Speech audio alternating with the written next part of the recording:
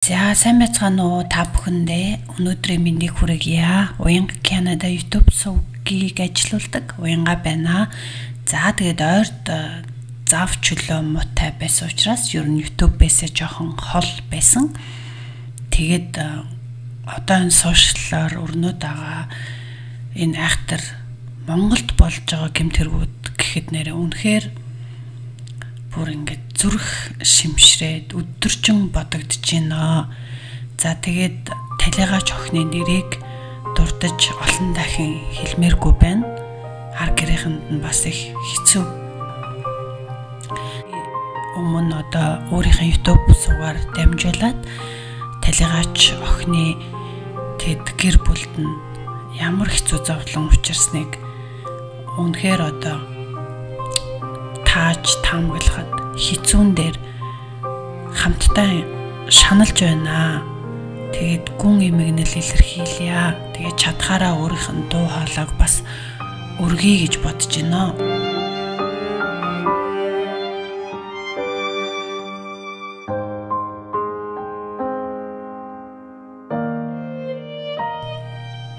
За миний одоо харсан постууд болон одоо сошиал дээр явж байгаа зүйлсийг би та нартайгаа хуваалцъя. Яг тэгэхээр өнөөдөр бол 2025 оны одоо 9 сарын 15 Монголд болж байгаа бол өнөөдөр 9 сарын 14 Канадад оройны 21 цаг 22 минут болж байна.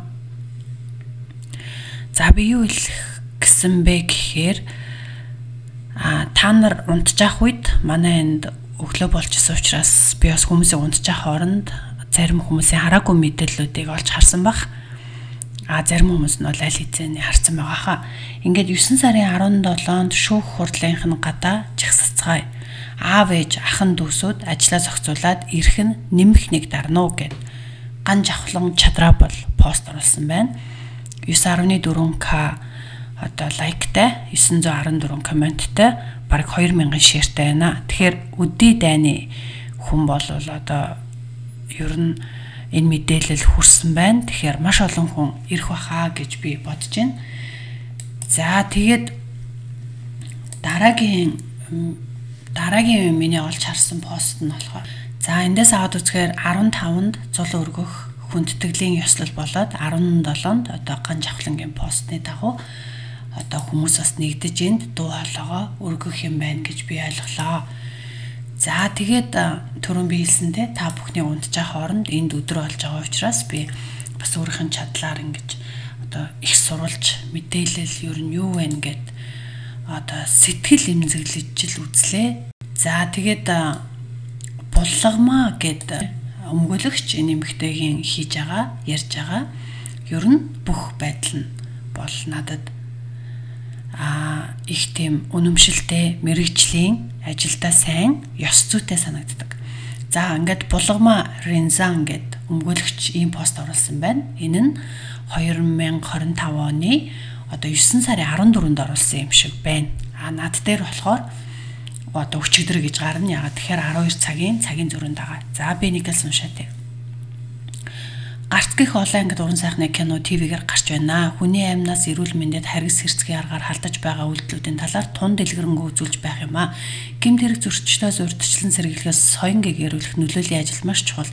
Гэтэл олон нийтийн мэдээллийн хэрэгслээр гарч байгаа уран сайхны кино уран бүтээлүүд хүчирхийлэл харгас хэрцгий үйлдэлүүдийг сурталчилсан агуулгатай байна гэж. За ер нь агуулгын та нар ойлгоцсон те. Тэгээ Монгол төрийн бодлого хараа хяналт гэж байна уу? Монголын нийгэм бүхэлдээ эрүүгийн ертөнц болж хувирлаа.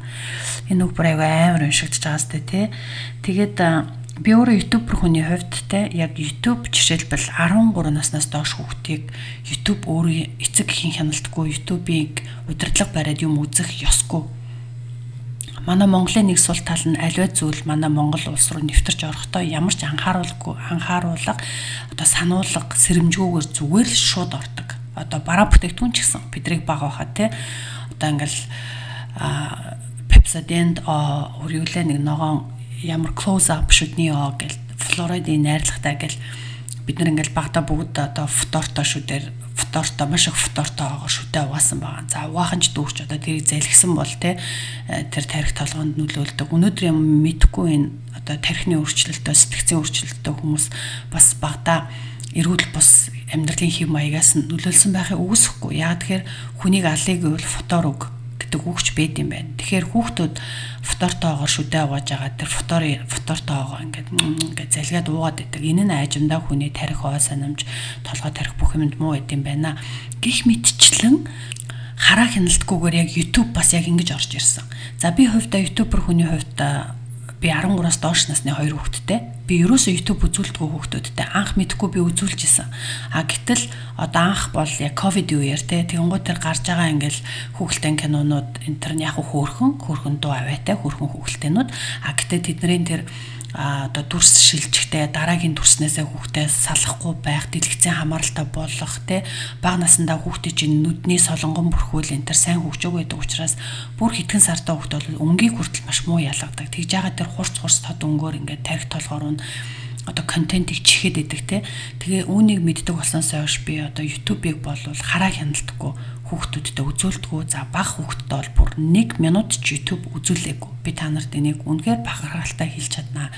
Гэтэл энэ YouTube-ээр явж байгаа за энэ кино одоо булгамаа өмгөөлөгч хэлсэн энэ гарц гэдэг кино YouTube-д байгаа юм байна. За яг би үзчихэж болно. Тэгэхэд хүүхдүүд бас нэг хамт үзэж байгаа. Ямар ч хараа хяналтгүй.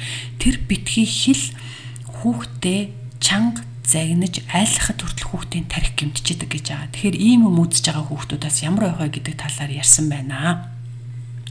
За тэгээ дараагийн одоо контентн дээр туршиг маань орж ирээд за энэ бол одоо ингээд 100% нөлөөлөн ч гэж юу авах вэ гэсэн өөрийнхөө байдлаас ингэж хэлсэн байна. Тэгээд энэ бол одоо юу гэдэг тэр контент хийж байгаа хүмүүсийн буруу гэсэн үг бас биш. Үнэхээр хүн өөрөө тэр контентээ олох юу вэ одоо интернетээр оруулах хүссэн хэлээрээ хүссэн гадраас л олох боломжтой. Бас тийм нэг талаасаа үзэхэд одоо энэ чинь бүгдээрээ л гадаад хэлтэй багаас англи, япон, хятад, орос янз бүрийн хэлтэй хүүхдүүд. За тэгээд өнөөдөр би та нарыг бас одоо унтчих үед миний дараагийн харсан зүйл нь юу вэ гэхээр Эмүүжин гэдэг зохиолч сэтгүүлч эмэгтэй байдаг. За ингээд Эмүүжин ихчийн зохиолчийн пост бол над дээр бол 9 цагийн өмнө гэж гарч ирж байна. За тавуулаа ороод дөрүүлээ гарсан. Тавуулаа байжээ. 16 настай охины хөнөөхөд гар бие оролцсон 2 хүн бий. Нэг нь насанд хүрээгүй гэдэг шалтгаанаар өдгөөс сул чөлөөтэй явж байгаа. Сүүлийн хэдэн өдөр нүд сэтгэл ураад байгаа тэр зураг дээрх овогтой энэ нар яах аргагүй хамт байлцсан. Охиныг амьсгал хураах үед нөгөө өрөөнд нь байсан гэдэг шалтгаан хэлдэг юм. Гэвч хамтдаа нэг байранд байсан охиныг амиа алдсны дараа хажууд нь зураг бичлэг хийж суусан. Хэрэг гарснаас хойш хэдэн цагийн дараа цагдаа дуудлага ирсэн гэдэг. Хаанаас нь ч харсан бүлэг гэмтэрэг. Энэ хэрэг дээр нийслэлийн прокурор Г Янжин Дулам Г Баясгаланаар ажиллаж байгааг гих хамтрагч дөрвийн хоёр нь чухам яагаад хохирогч болцоход байгааг тайлбарлаж чадахгүй ч өмөөлөгч байтугай чөтгөрч энэ хорвоо дээр байхгүй. Энэ хэрэг хэрхэн шийдэгдэхийг улсаараа хүлээж байна. Хүний жаахан охин амнаас алдчихад байхад хажууд нь хүлээ ачаа суучихсан аягтай цай ойчид суугаа ил бүлэг гэмт хэргийн хамтрагчид зохих ялаа авах ёстой.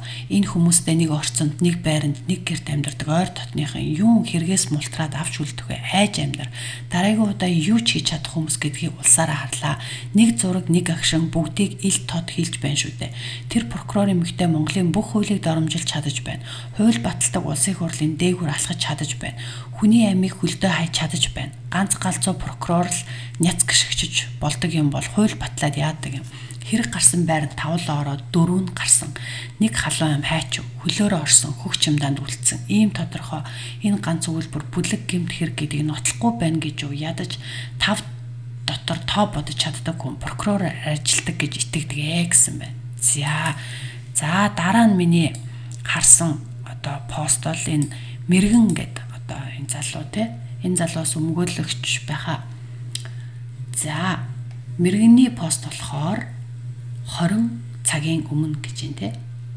За энэ болохоор нэлээд урт пост байсан. Тэгээ та нар энийг өөрсдөө бас уншаараа. Нэлээд олон хүн лайк дарсан. Тэгээ хамгийн гол анхаарал татсан юм нь булгамаа шүүх одоо өмгөөлөгч маань үүн дээр өөрөө лайк дарсан байгаа байхгүй. Тэгэхээр энийг одоо 4 лайк дарна гэдэг чинь бүрэн зөвшөөрж байна гэсэн үг шүү дээ, тий. Тэгэхээр энэ нөгөө нэг постны утгыг за бүгдээрээ харъя. 2025 оны 9 сарын 17 ган жахлан пост оруулсан те. Өдөр шүүхийн урьдчилсан хилэлцүүлэг болох юм байна. Гадаан жагсыг уриалж байгаа хэсэг байна. Ялыг өндөр өгөхийг хүлээж хэрхэн шийдэхийг харж байгаа хүмүүс ч байх шиг. Гэхдээ тэр өдөр гин буруутайг тогтоож ял өгөх хурал болохгүй гэдгийг ойлгож хүлээлттэй зөв байх нь зүйтэй болов уу гэж байна. Тэгэхээр нэг талаас одоо очих жоо тэр жагсагчд дэ эсрэгүүцэгчд тэмцэгчэд ээжийг хайрлж хамгаалж байгаа хүмүүст бас юу болохыг ингээд мэрэгчлийн хүн хилээд өгөх нь зөв бах те. За нэг хэргийг шийдэхэд үндсэндээ 3 шүүх хуралдаан болдог. Нэг нь шүүхийн урьдчилсан хилэлцүүлэг, хоёр нь гин буруутай эсхийг тогтоох хуралдаан, гуравт нь буруутай бол ямар хариуцлага оногдуулахыг шийдэх хуралдаан. Харин 17-ны өдөр шүүхийн урьдчилсан хилэлцүүлэг болно. Талууд хуульд заасан 17 асуудлын тохирох залтуудаар хүсэлт гомдол гаргаж эсвэл шүүгч санаачилж хилэлцүүлэг хийгээд хэргийг шүүхэд шилжүүлэх эсвэл нэмэлт ажиллагаа хийх гэхээр прокурорт буцах гэсэн үндсэн 2 шийдвэрийн аль нэгийг нь л гарганаа гэж байна. За тэгээд та нар гүцэж уншаарай заяа. Гэтэл буруу ойлголтоос болж яахаараа прокурорт буцаадаг эмгэх зэргээр дайрч байгаад түүнээс нь айсан нөлөөнд автсан шүүгч хагас дутуу хэргийг гин буруутайг тогтоохоор шүүхэд шилжүүлж хохирогчийн эрхийг хамгаалж чадахгүй туслах биш услах асуудалд орох үедээ шүүхийг зүгээр ажлын хэлгэмээр байна гэж энэ мэрэгэн гэдэг хүний пост хэлсэн байна. Тэгэхээр энэ нь одоо чагсгаар очиж байгаа хүмүүс л мэдээж л одоо тий алаад үг цаазлаад үг дүүжлээд үг гэсэн ийм л хүлээлттэй ийм зүйл ярьж очноо. Тэгэхээр яг тийм хэргийг чинь одоо хэргийг түргэн шуурхаа шийдэх боломжгүй учраас хүлээлттэй зөв байлгаж очих хэрэгтэй гэсэн ийм пост орсон байна. За тэгээ сая та нар ингээ анзаарсан бол би бас нэлээд тийм олонний танил хүмүүс юу гэж хэлсэн, яасан, ийсэн те тэр талаар хийлээ. Харин би түшгийн бичлэг доороос нэг ийм комент оллоо. Энэ болохоор Матрёшка 24:18 гэдэг хаягнаас за миний харснаар бол 2 цагийн өмнө ямар ч байсан өнөөдрийн одоо постны биш өнөөдрийн контентэнд орсон комент шүү. Манайхан жаахан эргцүү мэдлэгтэй болмоор юм а. Урьдчилсан хилэлцүүлэг шүүх хуралдаанаа ялгамаар байна. Жил гараа үргэлжилсэн байна гэж бохимдож болохгүй. Прокуророос шүүх рүү шилжихдээ зурагт харагдаж буй 2 хүн хохирогчоор тогтоолгосон байна гинэ.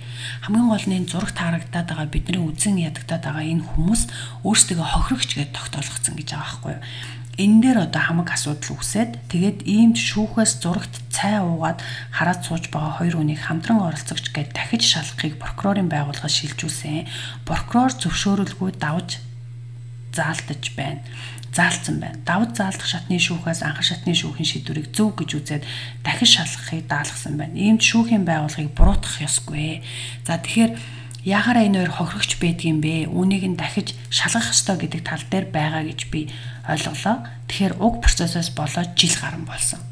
Түүнээс биш тэр зураг дээр байгаа нэг 2 хүн ч өөрийгөө хохирогч болгоцсон. Тэгсэн чи дахиад би нэг комент олсон. Тэгсэн чи тэр комент нь тэр 2 хүн нь баг өөртөө нөгөө нэг одоо сүрдүүлгээд автаад те одоо тэр зургийг авсан камерын ард байгаа хүн одоо гол асуудлыг хийсэн хүн гингууд одоо тэр 2 хүн нь өөрсдөө өмгөөлөд битээр хохирогч болцсон сууж байгаа юм одоо ямар утгатай ямар ч байсан ийм аимшигтай хэрэг болсон. Би бол мэдээж хэрэг одоо бичлэгийнхээ их нь хохирогч охины би нэрийг ч хэлж чадахгүй ингэж эмзэглэж айж тэгээд өнөөдөр ч өнгө та нарыг унтчих хооронд бас чадлаараа эдгээр пост болон мэдээлэл ер нь юу болоод байгаа юм бол гэдгийг олж харлаа.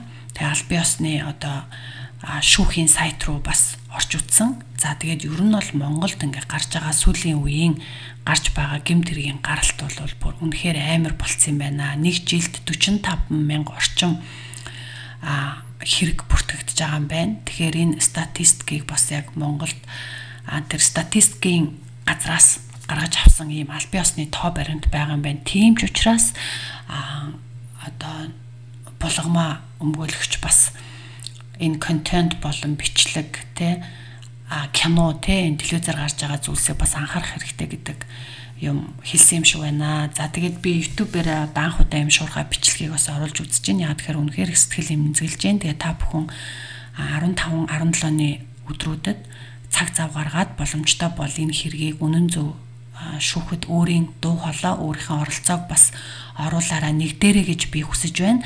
За би ч гэсэн чадхаараа бас энэ сошиал ертөнцид юу болж байгааг үзэж ажиглаад тэгээд та нартайгаа бас нэг сэтгэл зүрэхтэй үнэн зөвийн талд байхыг хүсэж байна.